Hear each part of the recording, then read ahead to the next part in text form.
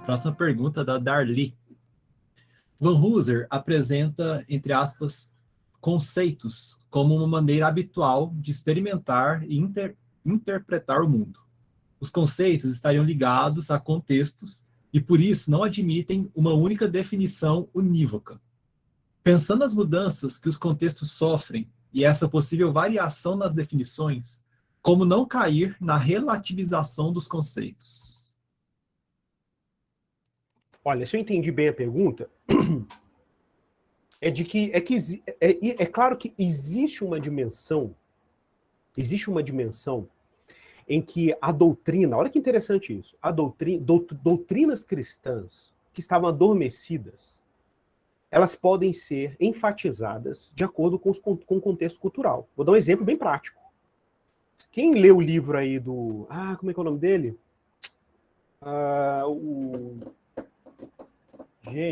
O livro do Ezou Macaulay, né, que é o livro dele sobre teologia negra, que saiu em português. E é um livro sensacional, bem crente, né, que eu falo, bem crente. E o que é interessante na obra é que ele destaca isso. Ele fala assim, olha, quando os negros eram evangelizados, isso é uma coisa até escandalosa, quando os negros eram evangelizados, os negros eram evangelizados por brancos nos Estados Unidos, os brancos, em geral, eram senhores de escravos e eles omitiam determinadas ênfases teológicas ligadas, por exemplo, à libertação. Então eles não pregavam, evitavam pregar o livro de Êxodo, evitavam pregar, por exemplo, a ênfase da libertação na teologia paulina. Eles omitiam determinadas verdades dos profetas, pelo profeta Isaías. Por quê? Porque eles tinham medo disso produzir uma revolta dos negros diante de um regime escravocrata. Agora vejam que interessante. O que os negros vão fazer? Eles vão se organizando e aí eles montam, por exemplo, igrejas livres. Igrejas de negros que eram livres. E aí eles começavam a dar ênfase nesses textos bíblicos. Totalmente cretino o negócio, sem dúvida. Gente, vocês precisam ler esse livro, vocês precisam ver as confissões de batismo que eram feitas. Eram terríveis. Inclusive, o negro, quando era batizado, em alguns contextos, eles tinham que falar assim, ó, eu confesso Cristo e confesso que não vou me rebelar contra o meu Senhor. É terrível. Terrível. Uma instrumentalização da fé cristã para esse fim. O que é interessante é que, na medida que esses negros vão tendo acesso às escrituras, eles começam a perceber nas escrituras textos que eram omitidos. E aí começam a dar ênfases teológicas, por exemplo, sobre a libertação, ênfases teológicas no livro de Êxodo. Eles começam a retomar esses textos que eram omitidos por pura picaretagem teológica. Claro, você pode dizer, Igor, mas isso tem um problema. Não tem nenhum problema. Na verdade, o contexto e a vivência dos negros americanos faz com que determinados textos bíblicos voltassem a ser lidos na igreja. Olha que sensacional. Como é que determinadas circunstâncias históricas produzem leituras das escrituras que estavam lá nas escrituras, mas as pessoas estavam cegas por causa de determinados experimentos culturais ou determinadas visões de mundos culturais. Né? Uma leitura negra do Ezou Macaulay, da editora Mundo Cristão. Excelente obra. Excelente obra. Vocês vão se surpreender.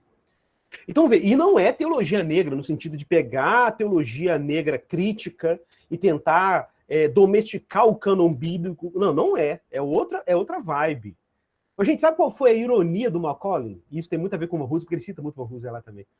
Sabe qual é a ironia do Macaulay? É quando ele está numa universidade, numa academia teológica, que tinha uma inclinação mais crítica, mais liberal.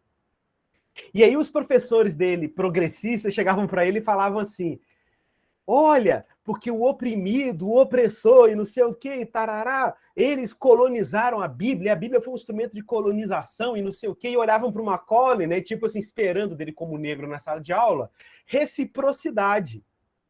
Aí o Macaulay olhava para a cara dos caras e falava assim, não, vocês estão tentando me colonizar de novo, porque a minha vozinha, quando lia a Bíblia, não lia a Bíblia desse jeito que vocês estão falando aí, não. Porque minha vozinha negra lia a Bíblia crendo que a ressurreição era histórica. Crendo que Jesus reencarnou historicamente, que ele nasceu de uma virgem historicamente. Olha que ironia. Ele falou assim, vocês estão querendo me colonizar de novo, só que agora vindo por um viés progressista. A minha avózinha, eu falo pela minha avó que era negra, né? A minha mãe que é negra, eu falo, minha mãe, Se eu falar para ela hoje, mãe, olha o que eu descobri com os teólogos negros, que Jesus morreu na cruz para nos libertar da opressão do homem branco, olha só, e que, mãe, na verdade, Jesus é um negão da África. Minha mãe vai dar um tapa na minha boca e falar, para de falar besteira, menino. Fala de bastante. Jesus é judeu. E ela tá certa. Jesus é judeu. Jesus provavelmente era igual ao seu pai libanês. Né? Então, assim, observe que existe uma colonização, uma contra-colonização, que é colonialista também. Né? Então, isso que o Van Hooser é genial e o Exuma Collin é genial. O que eles vão dizer? Existem determinadas circunstâncias históricas que vão, por ironia, despertar leituras do cânon que a gente não tinha. Então não é que está tendo uma imposição cultural. Vocês estão entendendo isso? Não é que está tendo uma imposição cultural. Porque a agenda do momento é libertária. Aí a agenda do momento vai lá e coloniza o cânon. Não. É que, de repente, pressões e movimentos culturais, demandas culturais fazem a gente enxergar as escrituras. Isso é diferente. Ó, quem fala sobre isso muito é John Stott. John Stott dizia assim, quando o evangelista ia para um novo contexto cultural, o que fala muito isso também é o Newbegin. Newbegin viu isso na Índia. Ele falou assim, cara, o cristianismo na Índia é muito mais preocupado com a abrangência da vida humana do que no Ocidente. Por quê? Porque você vai para aquele contexto e de repente você percebe que o contexto faz você ler a Bíblia de um jeito que você não lia. Então, olha que louco. Aí você tá lá, aí você vai para um contexto cultural, você vai para o contexto muçulmano. Chega lá no contexto muçulmano, o que é a ênfase dos muçulmanos? A ênfase dos muçulmanos é em autoridade, tradição, família. Muito forte. Aí você olha para a Bíblia, você vindo do mundo ocidental liberal que dá ênfase no indivíduo, ênfase nas afeições, ênfase na sua vontade individual e sua vontade de ser feliz. Aí você chega lá e fala assim, nossa, cara, mas a Bíblia fala disso também. A Bíblia fala de família, a Bíblia fala de tradição, a Bíblia fala de disciplina. Aí você fala, peraí, mas isso é muçulmano? Não. Isso é da cultura oriental. E aí você, quando vai ler a Bíblia, você descobre aqueles negócios dentro da Bíblia também. Aí um muçulmano, sei lá, de repente vem para o Ocidente, e aí ele vai, por causa das sensibilidades, preocupações do Ocidente, né? Quem fala muito sobre isso é o Jonathan Haidt. Aí ele vai, no Ocidente, ele vai, olha para a Bíblia e fala assim, não, a Bíblia dá muitas ênfases, a Bíblia tem ênfase também no direito individual, na propriedade, direito à propriedade, tá lá nos 10 mandamentos, direito à propriedade. Aí você fala, mas o que é isso, cara? A Bíblia ela é de esquerda ou de direita? Nenhum dos dois, não. Na verdade, é que a escritura, gente, ela produz uma mentalidade que nasce de outra coisa. E é claro que se você está num contexto cultural, você vai ver determinadas coisas. Está em outro contexto cultural, você vai ver outras coisas. Então, quando a gente faz missão, isso é muito legal. Você tem que estar muito atento, porque quando você chegar num determinado contexto cultural, aquele contexto cultural pode exigir de você respostas bíblicas que você não aprendeu na sua cultura local. Então, você vai ser desafiado na sua própria leitura bíblica. Então, nesse sentido, pessoal, que eu acho que o Van Hooser é muito feliz, e quem lê a Autoridade Bíblica após a reforma dele aí vai ver isso, ele fala isso, ele fala assim, olha, o que é legal? É que dependendo do contexto em que determinada tradição evangélica nasceu, vamos pensar no Lutero. Gente, a ênfase luterana na justificação nasceu do nada? Não, nasceu da reação de Lutero às indulgências. E se não fosse o movimento de indulgências, Lutero traz uma ênfase da justificação que não tinha nem na patrística. E ele fala, não, a justificação é um negócio muito importante. Mas por que a gente não enxergava? Gente, o que seria do avivamento metodista no século XVIII se John Wesley não ouvisse um trechinho de um sermão de Lutero que estava num papelzinho que alguém leu lá numa reunião morávia? Já pensaram nisso? Olha como é que a tradição, o espírito trabalha dentro da tradição. Tá lá, Charles Wesley, o Wesley chega de viagem da Nova Inglaterra, aí Charles Wesley vai lá e fala assim, ô Little John, vamos ali numa reunião dos morávios, ler um negócio lá. Chega lá, tem uma reunião acontecendo. Ele chega lá, os irmãos estão assim, com papel na mão, lendo um sermão de Lutero, isso no século XVIII. O nome dele eles chamavam de Joãozinho, né? A mãe dele chamava Susana Wesley, Little John. Aí Aí ele tá lá com um papelzinho na mão, o pessoal, os moráveis lendo assim o papel, porque eles faziam assim, né? Eu vou ler um trecho. Gente, não tinha podcast, ok? Não tinha YouTube, então eles liam as transcrições de sermão. Aí tá lendo lá, aí quando o cara chega num trecho, o justo viverá pela fé. Aí Wesley vai e fala, naquele dia, então, eu senti o meu coração estranhamente aquecido. Gente, acabou.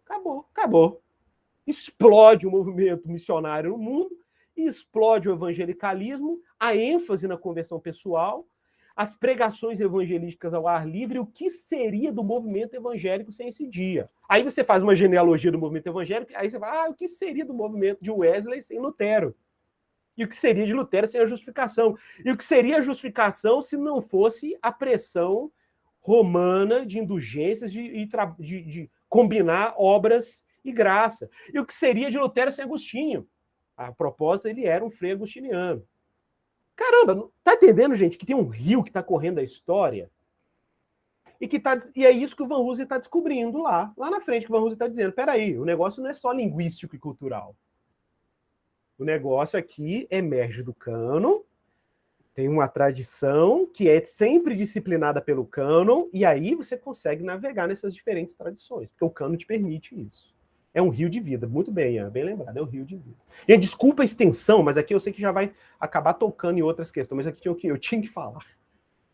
Pode entrar aí de novo, cair com... Gente, tem uma questão muito legal que eu tava lendo hoje um livrinho do Van Groningen, e eu rabisquei assim demais aqui, porque me chamou muita atenção e agora está totalmente dentro disso que o Igor está falando. Porque ele, no momento ali, ele chama, ele vai dizer mais ou menos assim, que a palavra de Deus, ela cria um ambiente histórico para a revelação adicional. Então, a revelação adicional é o que ele está tratando ali na revelação do Antigo Testamento, que progride até o Novo Testamento, mas essa questão do ambiente histórico, que é propiciado pela palavra e que torna o ser humano capaz de reagir a essa palavra que foi lançada. Ele vai dar um exemplo aqui de semente também, né? Como uma semente que é plantada. Sim. Essa é uma analogia, inclusive, do Orígenes. O Orígenes chamava isso de logos espermáticos, né? Que é a semente do logos, né? Que está espalhada dentro da história da humanidade. Então, assim, é um negócio sensacional. João, inclusive, eu quero só reforçar isso daí, né? Que você levantou, que por exemplo, o James Smith fala sobre isso. James Smith, no livro dele, Quem Tem Medo do Pós-Modernismo, né? Who is Afraid of Postmodernism? Tem em português já? Eu até prefacei em português, esqueci que prefacei. Aqui, ótimo. Né? Quem Tem Medo do Pós-Modernismo. Recomendo, tá, gente? Um livro ótimo sobre essa relação entre tradição e etc. O Smith vai falar o seguinte lá, ele vai falar assim, ó, qual é o problema, às vezes, que a gente tem como evangélicos? É que a gente vira um quase gnóstico, porque a gente ignora o fato de que Deus, ele deu um livro para a gente, e esse livro foi providencialmente entregue para uma igreja que está caminhando na história.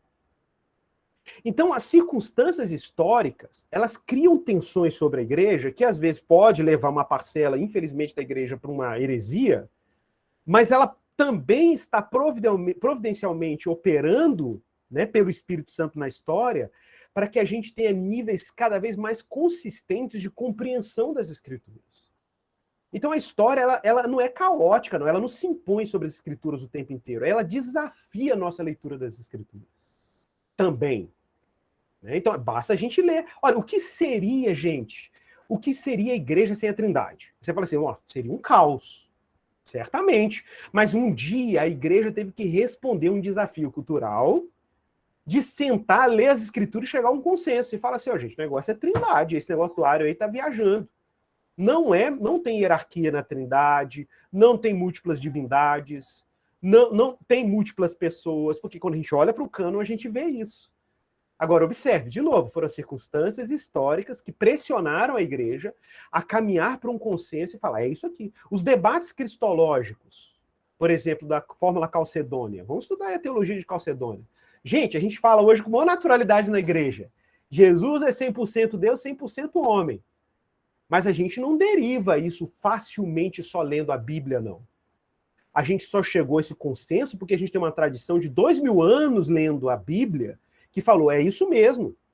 Não dá para brincar com isso, não. Se você põe 50% da natureza de Jesus divina e 100% humana, você começa a produzir uma bagunça dentro da teologia. Isso afeta, inclusive, a maneira como a gente interpreta, a maneira como a gente é salvo. Então, não dá para ir para... Não pode ser menos do que isso. Não pode ser. A gente não consegue conceber Deus menos que a Trindade. Não podemos fazer. Todas as tentativas de explicação alternativa para a Trindade oferecem um Cristo menor e um Deus menor. A mesma coisa é a cristologia calcedônica. Se você fundir ali a natureza de Jesus com a natureza humana dele, a gente tem um problema. Então tem que manter a integridade da divindade, a integridade da humanidade de Jesus. Por isso que tradição é um negócio importantíssimo. A gente, vou repetir, isso o Van Hooser é muito mestre em enfatizar, a gente não lê a Bíblia sozinho. A gente lê a Bíblia como uma comunidade cristã. A gente lê a Bíblia de forma canônica e tradicional. Claro que o tradicional está sempre sob a disciplina do cânon. Mas não tente ler a Bíblia sozinho, senão você vai virar um hiperprotestante. E geralmente o hiperprotestante pinga para fora do escopo do que a gente chama de uma ortodoxia cristã. Né, que tem uma discussão sobre quais são os limites dessa ortodoxia, mas ninguém tem dúvida de um núcleo duro dela, o núcleo mais interno dela, que não dá para negociar.